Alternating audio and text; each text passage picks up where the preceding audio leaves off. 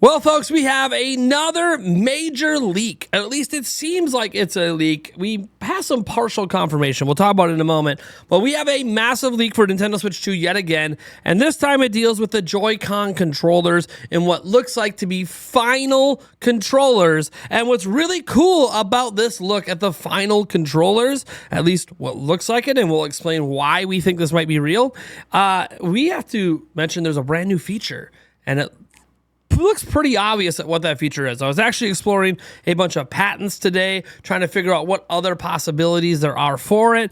But to be frank, the way that it looks, it's very clear what it is. And if these are final Joy-Con, I'm a little bit excited for what it means for possibilities for Nintendo Switch 2. Yes, it's kind of a gimmick, but it's one that has obvious functionality, and you'll understand in a moment, because this is pretty damn wild. So before we dive into the leak, I want to remind you we're on the road to 140,000 subscribers. If you're enjoying the content, you want to stay up to date on everything Switch 2, all you got to do is subscribe right here at Nintendo Prime. Now, where did this all come from? Well, again, a user over on the Nintendo Switch 2 Red posted something, but it actually came from China. We'll see that in a moment. So let's go ahead over here and open it up. So this is the first look we get here. You see the Joy-Con from the side with the blue and everything.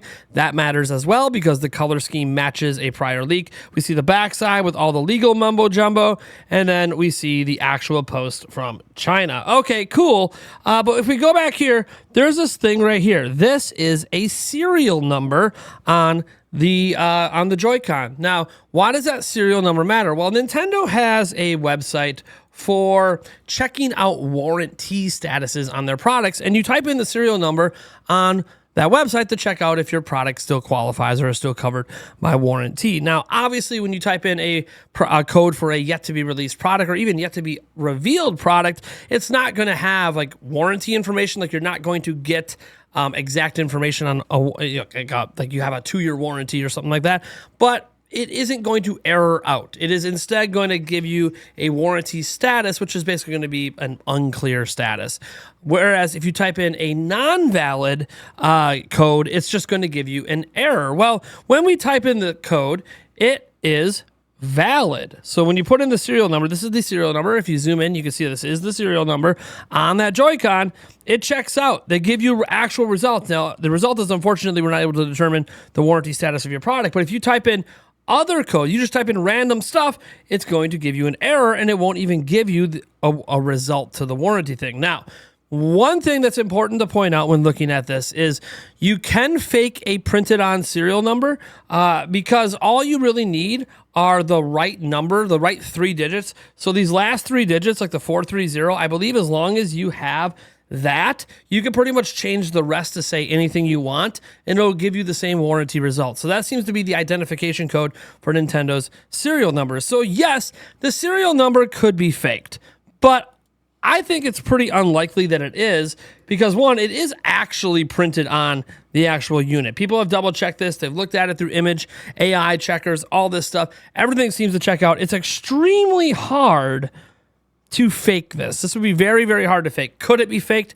Yes, but a 3D printer wouldn't even be able to do that. And this definitely looks injection molded, not 3D printed. So, yeah, it could be a fake serial number, but it is one that does line up with the way Nintendo does their serial numbers. So it could make a ton of sense. And there's really some big evidence that, hey, at least if it was fake, someone did their homework. But also, that's an extremely hard thing to fake, and you couldn't fake that with a 3D printer. Now, there is something that I want to look at a little bit with this. First off, we want to see a side comparison to our current Joy-Con, and we have that thanks to Necrofelipe here over on Twitter. And as we open this image, the biggest thing you'll notice, like some people mentioned, like, hey, the buttons aren't as raised. Well, if you look at the control stick here, you'll see that you can actually see the bottom of the control stick, meaning that this one is slightly angled, whereas this Joy-Con pick is literally directly on its side. This one is slightly angled, and that explains why you only see the edge of the button that's right there. So I would not focus too much on the aspect of not seeing the buttons and them being lower. Again, it is slightly tilted. But we're going to come back to this image because there's something new. There's something new. I'm sure you've already seen it by now. What's new? Like it might have already come across your mind. But we have Well, you know what? Let's just go back to the original image first. Let's go back to the original image. So when we look at this original image, you'll see this square right here. Now, we saw this in the prototype images as well, but the square wasn't filled in, right? There was nothing in the internals. In this, you see kind of what looks like two circles in here. One here, and then one here. So it looks like there's some sort of sensors in there or lasers or something. Now, there's been a lot of people, again, going through the different patents where Nintendo's had like IR sensing patents, like showing like hand movements, opening and closing and all that stuff, kind of like we had with the IR cameras on the Nintendo Switch. But we've also seen some other patents out there for like motion controls and stuff like that that still require a sensor bar. And the motion controls would only work sideways, which is kind of weird because it would have to fire the laser at the sensor bar. Kind of interesting, but that's probably not what this is. And I say this because that exact setup we see, we have seen before in a very common, very popular item. That item is a mouse. An optical sensing mouse. That's what a majority of mice are today. You don't see a lot of trackball mice anymore. You see these optical sensing mice that factually have two things like this. One shoots the laser and one is sensing the laser bouncing back. And what's interesting is the glide pads as well. So while this looks like literally like a mouse optical laser, so it looks like a mouse, I shit you not, there's glide pads. And you might go, well, there's a glide pad up here. What's this button for? Maybe that turns the mouse on and off. There'd probably be an on and off button. We don't know. But if you go back to the other image, if we go all the way back to the original image, you'll see there's actually a glide pad on the other side as well. Look at this. So you have a glide pad up here, and then look, what's this down here? Oh, it's another glide pad. These are clearly slightly raised above the SR and SL buttons to be the point of contact with a table, and then you have the mouse sensor right there. That's right, folks. You can put your Joy-Con on their side and use it like a mouse.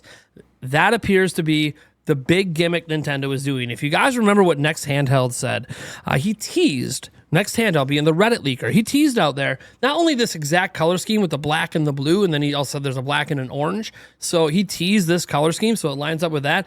He also said when you detach the Joy-Cons from the console, there was a special new feature on top that he didn't want to spoil.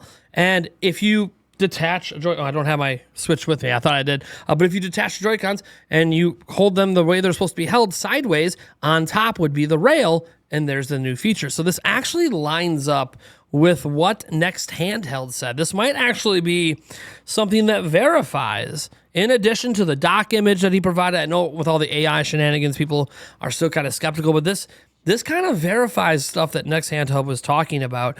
And now it makes us have to look at his stuff again in another brand new, fresh light, where Next Handheld might have been legit this entire time. I still don't believe his 4K 30 FPS nonsense that he was told he never experienced, because that would mean the hardware has a physical limitation to 30 FPS, which that just seems so unlikely. We've had 60 FPS back to the NES days. There's no way there's some HDMI port shenanigans to 4K 30 when a literal like 2.0 port could do that. Like Switch, the literal dock switches in right now could, if enabled, do 4K 60 FPS as a signal. So again, I don't buy that aspect, but you have to start thinking about a lot of the other things that Next Handheld said and how legit those things might be.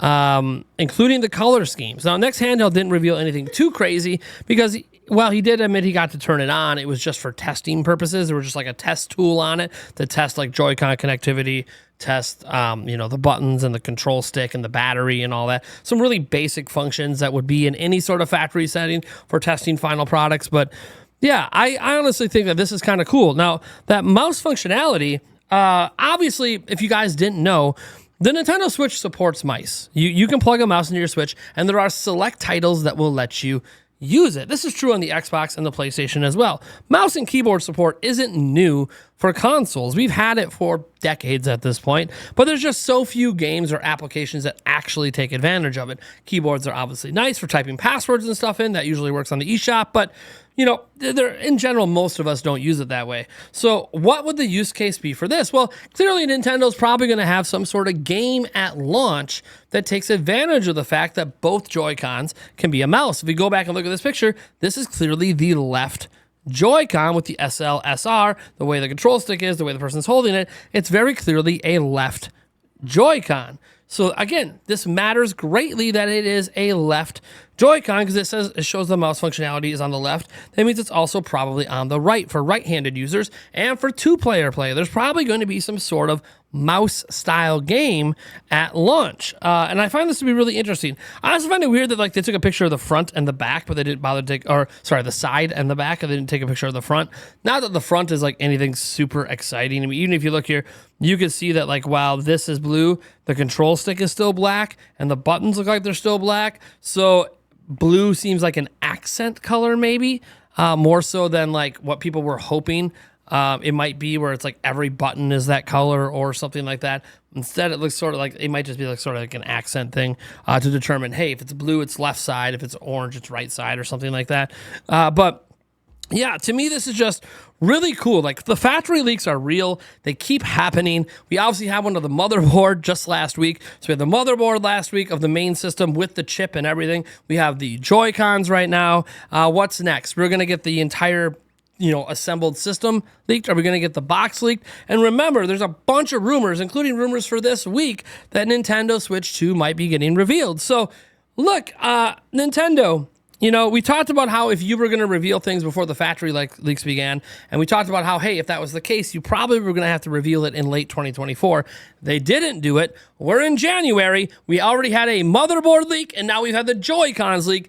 Next up would be the full tablet system leaking, and then after that is the box. Once the box leaks, all hell breaks loose because the box is going to have games on it and stuff like that, and that's sort of the thing Nintendo wants to avoid is like all these leaks right now don't really hurt Nintendo, and now we get to speculate over mouse stuff and the kind of games that can use it. Civ 7 coming out on Switch next year would be killer with mouse functionality. Granted, it probably already has it, but being able to do it just locally on your Joy-Con would be kind of cool, but I'm just going to sit back and go, what are your guys' idea for what Nintendo could do with this mouse-style technology? Because that definitely appears that's what it is, because it doesn't line up. Like the other patents present some neat ideas, but they don't require the multiple sensors. And this is very clearly, like if you look at the bottom of a mouse, like that's what a mouse sensor looks like. You have your two things. I'm literally looking at the bottom of my mouse right now. Kind of dirty, actually. I probably should wash this, but yeah, there's the two sensors just like that. So I don't know, guys. Let's go ahead and look at these images one more time. So these are the images that leaked out there.